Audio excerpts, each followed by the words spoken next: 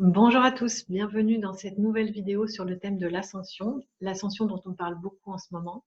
Et avec cette vidéo, je voudrais vous aider à mieux comprendre ce dont il s'agit et aussi à mieux vivre avec plus de légèreté cette période de transition que l'on traverse collectivement.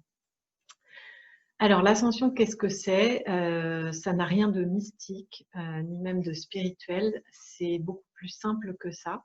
Ça a à voir avec les cycles d'involution et d'évolution de la Terre et de ses habitants, puisque tout est relié, on n'est pas séparés. Et ces cycles d'évolution, ils sont générés, ils sont régis par l'interaction des planètes entre elles. C'est-à-dire qu'on est dans un système solaire, lui-même dans un univers, mais on va s'en tenir pour l'instant au système solaire. Il y a 12 planètes principales et ces planètes, elles interagissent par phénomène d'attraction-répulsion, de magnétisme. On sait par exemple que la Lune régit le mouvement des marées dans les océans, sur la Terre. On sait aussi qu'il y a plus de naissances au moment de la pleine Lune. On sait qu'il vaut mieux faire les semences à certains moments du cycle lunaire pour que les récoltes soient meilleures. Enfin bref, on connaît cette science qui est la science de l'astrologie, qui permet de déterminer l'évolution dans laquelle on se trouve, ce qu'on a à vivre et ce qu'on a à expérimenter. Donc une ascension, c'est une période charnière où on passe à un nouveau stade d'évolution, c'est-à-dire à à une nouvelle conscience, et ça se traduit par une élévation de la fréquence vibratoire de la Terre et donc de la nôtre. C'est-à-dire que l'énergie vibre plus vite, plus rapidement, et c'est ce qui nous permet d'avoir une conscience plus pure, plus légère, une vision plus réelle, plus large, avec plus de hauteur, plus de recul sur qui nous sommes vraiment, comment fonctionne la planète, comment fonctionne la Terre, ce qui explique toutes ces prises de conscience en termes de respect de la nature, de l'environnement et aussi de respect de nous-mêmes, puisqu'on voit que depuis les 20 dernières années, on s'intéresse beaucoup plus à notre bien-être, notre santé, la connaissance de soi, etc. Donc tout ça, c'est l'expression en fait de ce mouvement d'évolution à l'intérieur duquel on est. Et l'ascension, il n'y a rien à craindre, il n'y a pas de peur à avoir.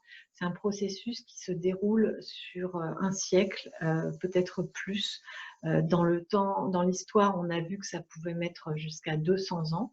Donc on a commencé à nous parler de l'ère du Verseau dans les années 2000, puisqu'il y avait même cette prophétie Maya qui annonçait la fin du monde, etc. Un astéroïde aussi devait nous tomber sur la tête, sur la Terre, et provoquer un anéantissement pour un nouveau monde, etc. Tout ça, ce sont des prophéties. Ce que voulaient dire les Mayas, c'est qu'en 2012, c'était la fin d'un monde pour le début d'une nouvelle ère. Et effectivement, on est rentré dans l'ère du Verseau, mais que ça ne passe pas par un cataclysme ou une destruction totale.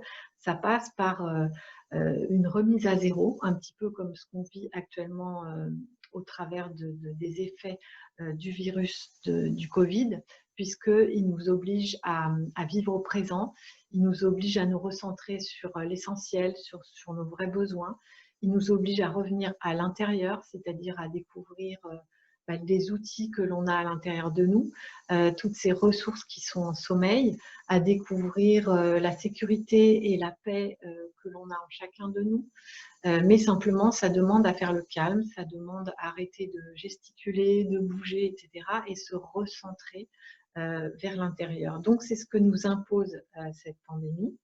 Et il y aura d'autres perturbations, d'autres recadrages dans les années qui viennent parce qu'on est dans ce processus naturel d'évolution qui est le même que celui d'un enfant qui passe à l'adolescence.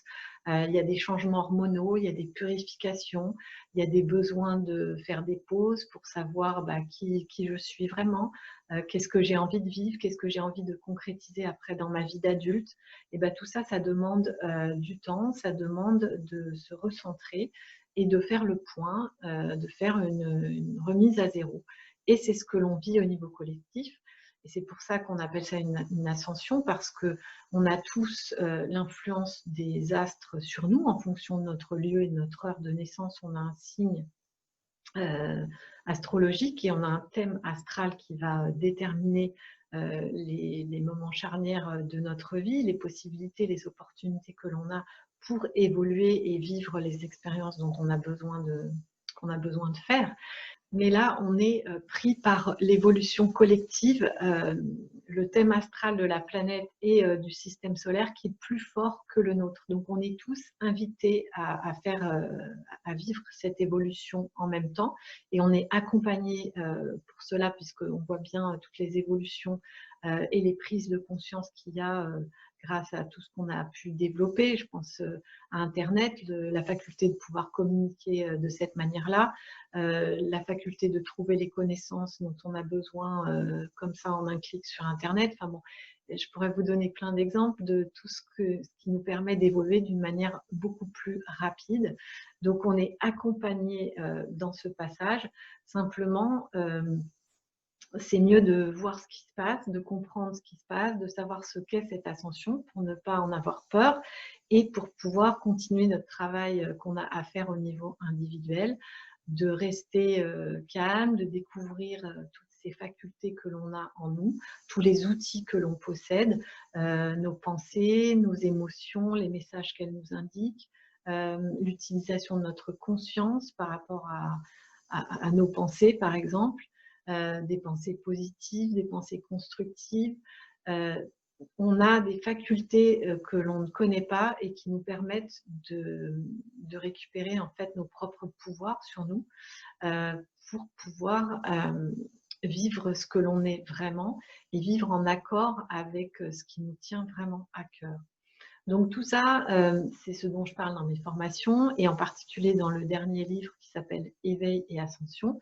Je parle d'identifier donc tous ces outils, ces ressources que l'on a à l'intérieur de nous, comment prendre le temps de pouvoir les concrétiser dans sa vie, de pouvoir faire ces changements.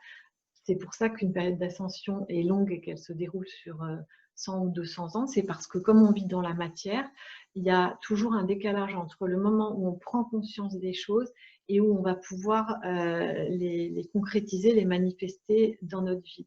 De la même façon, quand j'ai pris conscience que je ne voulais plus travailler en tant que salarié, faire un travail qui n'avait pas de sens pour moi, j'ai mis au moins 1 an et demi avant de mettre en place ma nouvelle activité, mon nouveau mode de vie, etc.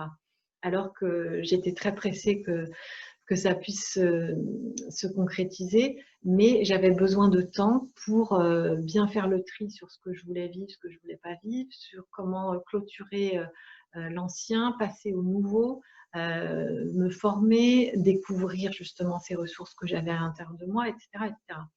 Donc c'est un exemple pour vous dire qu'il n'y a pas d'urgence, il n'y a pas de pression à avoir. Les choses se font, elles se passent, on est accompagné pour ça. La seule chose qui nous est demandée, c'est de continuer à rester fidèle à nous-mêmes. Et pour ça, ça demande d'apprendre à se connaître encore et encore. Et puis, toutes ces perturbations que vit la planète, parce qu'elle a besoin de se purifier pour pouvoir être comme elle devrait être, eh bien, nous, on va en subir les conséquences, hein, comme nous montre cette pandémie. Il va y avoir d'autres choses qui vont nous obliger à rester bien centrés, mais on peut rester dans le calme, éclairé par notre lumière intérieure qui nous appartient de cultiver chacun au quotidien. Voilà, donc c'est une brève présentation de ce qu'est l'ascension, mais j'espère qu'elle va vous aider à mieux la vivre. Et puis, si vous avez encore des questions ou des commentaires, vous pouvez les laisser sous la vidéo. Et je vous invite aussi à aller dans l'espace description sous cette vidéo pour voir les liens que je vais mettre de façon à ce que vous puissiez approfondir et aller plus loin par rapport à ce que je viens de vous dire. Voilà, je vous souhaite une excellente année parce que tout ça, c'est extrêmement positif et constructif. On va enfin pouvoir vivre plus en accord, en respect de nous-mêmes et de la Terre, en respect de nous-mêmes et aussi les uns des autres. Enfin, pour moi, c'est quelque chose de très positif que je suis très contente de pouvoir vivre maintenant. Donc, je vous souhaite une très bonne année 2021 et je vous dis à très bientôt pour une autre vidéo.